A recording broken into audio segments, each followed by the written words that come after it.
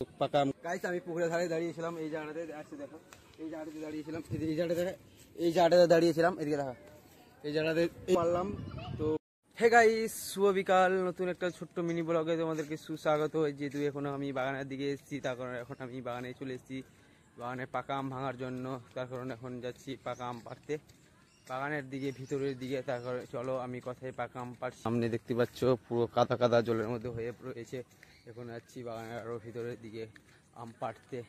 তার সামনে কিছুজন মিলে বসে রয়েছে দেখতে পাচ্ছ বাগানের মধ্যে। আমি যাচ্ছি এখন, আমি ভিডিওটা স্টার্ট করলাম আর আমার টাক মাথাতে ভিডিও আমার কেমন লাগছে অবশ্যই তোমরা কমেন্ট করে জানাও, ঠিক আছে। আমি এই কারণে আমার ভিডিও আপলোড দিচ্ছিলাম না, তার কারণ আজকে ফের একটা নতুন ভিডিও তোমাদের কাছে শেয়ার করছি। তার কারণ এখন আমি বাগানে চলে এসেছি, বাগানে এসেই পাকা আম পাড়বো তোমাদেরকে বললাম। আমি এখন পাকা আম পাড়তে যাচ্ছি, কেন কি পাকা আম পাড়ছি চলো তোমরা দেখতে থাকো, ঠিক আছে গাইস। যে গাছটাতে আমি এখন পাকা আম পাড়বো সেই গাছটা তোমাদেরকে দেখাচ্ছি। দেখো এই গাছটাতে আম দেখো অনেক পেকে রয়েছে, লাল লাল হয়ে রয়েছে আমের। এই গাছটাতে এখন পাকা আমগুলো পাড়বো, চলো আমগুলো পেড়ে তোমাদেরকে দেখাই, ঠিক আছে গাইস। এই আমটা এখন পাড়লাম বাঁশ দিয়ে এখন গাছের মধ্যে থেকে, আর গাছের মধ্যে অনেক আম পেকে রয়েছে দেখতে পাচ্ছ।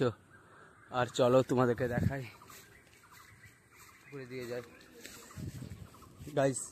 নিচের দিকে আম পড়ে আছে পাকা আম, এগুলো এখন তুলবো আমি। চলো পুকুরের নিচ থেকে পাকা আমগুলো আমি এখন তুলি, ঠিক আছে। নিচে কয়েকটা পাকা আম পড়ে আছে সেগুলো এখন তুলবো। আর হাতে দেখতে পাচ্ছ এই গাছ থেকে এগুলো পাকা আম। গাইস আমি পুকুরের ধারে দাঁড়িয়েছিলাম এই জায়গাটাতে আসছে দেখো এই জায়গাটাতে দাঁড়িয়েছিলাম এই জায়গাটাতে দাঁড়িয়েছিলাম এদিকে দেখা এই জায়গাটাতে পারলাম তো পুকুরের দিকে পড়ে গেছিলো, এগুলো আমি তুললাম পুকুর থেকে। দেখো কত সুন্দর সুন্দর আম। আর তোমরা কমেন্ট করো তো কি আম এটা, অবশ্যই তোমরা অবশ্যই জানো, ঠিক আছে। আমটার কি নাম, আমটার খেতে খুবই সুন্দর, তার কারণে আমি এখন উঠালাম। আর আম উঠাতে যে আমার কি এই জায়গাটাতে দাঁড়িয়েছিলাম আর এই জায়গাটাতে এইভাবে করে দাঁড়িয়েছিলাম আর 5 স্লিপ করে নিচে দিয়ে পড়ে গেছি, নিচে দিয়ে পড়ে গিয়ে দেখো কতটা জলে ভিজে গেছি। এখন আমগুলো তুললাম আর অবশ্যই তোমরা জানো এই আমটা